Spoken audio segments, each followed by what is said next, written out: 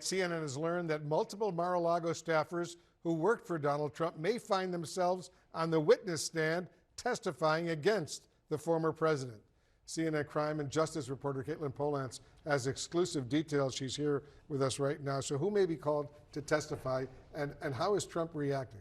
Well, Wolf, we have learned of a lot of different people, from the very low-level workers at Mar-a-Lago to people that are in Trump's inner circle. So Paula Reed and I did some work to try and figure this out, and it includes people like a plumber, a maid, a chauffeur, a woodworker, people that would have been in and out of Mar-a-Lago and had noticed things that were off or were odd or that caught their attention, and that ultimately have helped the prosecutors build this case against Donald Trump, that there were classified documents strewn about the property after his presidency. One of the things we heard about was a woodworker, a contractor going to the property, installing crown molding in Donald Trump's bedroom, and that person noticed a stack of papers that looked quite odd. He thought it was a movie prop. Turns out that appeared to be classified records with a cover sheet on top of that stack of papers. But of course, that's not all. There would also very likely be Secret Service agents that are called, intelligence officials that would have spoken to Trump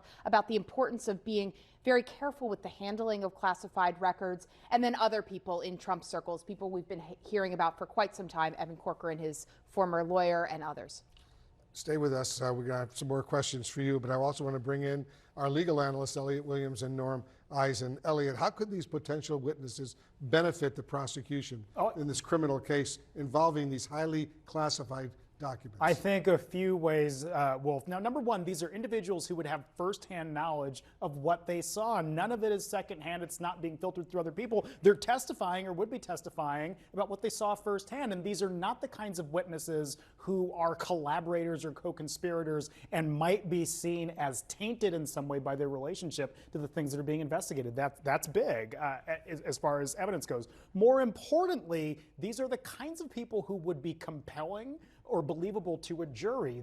These are ordinary blue-collar or working-class folks who prosecutors would have to put on a witness stand in front of a jury of ordinary citizens. And who live in that community. Who live in the community. They are members of the community as well. And that everything in trials comes down to credibility and who jurors feel they can trust. And I think this is the kind of witness that, frankly, you want to be putting on if you're a prosecutor. So, Norm, are there pros and cons to calling these witnesses?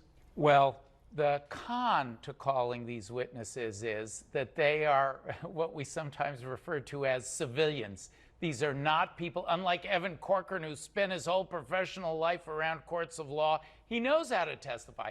These are not people who are accustomed to being on the stand. They're not accustomed to the limelight. They work for Donald Trump, so there'll be a certain amount of awkwardness. Elliot and I have, I dare say, put on thousands of witnesses between us, hundreds at least. Witnesses sometimes do blow up. They have to be carefully prepared by the prosecution, Wolf. And Trump's lawyers, we saw this most recently, how they went after Michael Cohen, how they went after E. Jean Carroll in that case. Trump's lawyers will be no holds barred. And there's an open question as to whether Trump's team could pay for the legal fees for some of these witnesses too, which could create a conflict and maybe even raise questions in the eyes of a jury as to whether they might be conflicted. On that point, Caitlin, there are several of these witnesses still work at Mar-a-Lago and are getting legal help from Trump, right? That's right.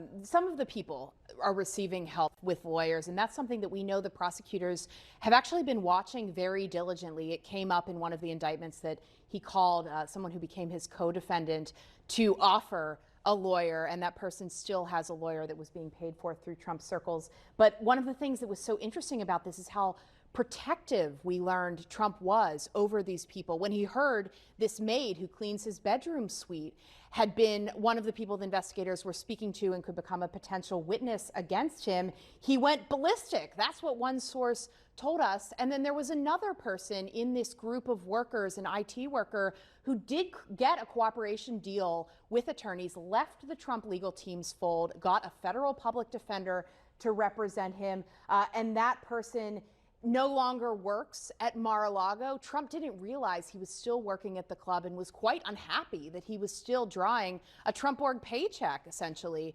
after he became a cooperator in this case.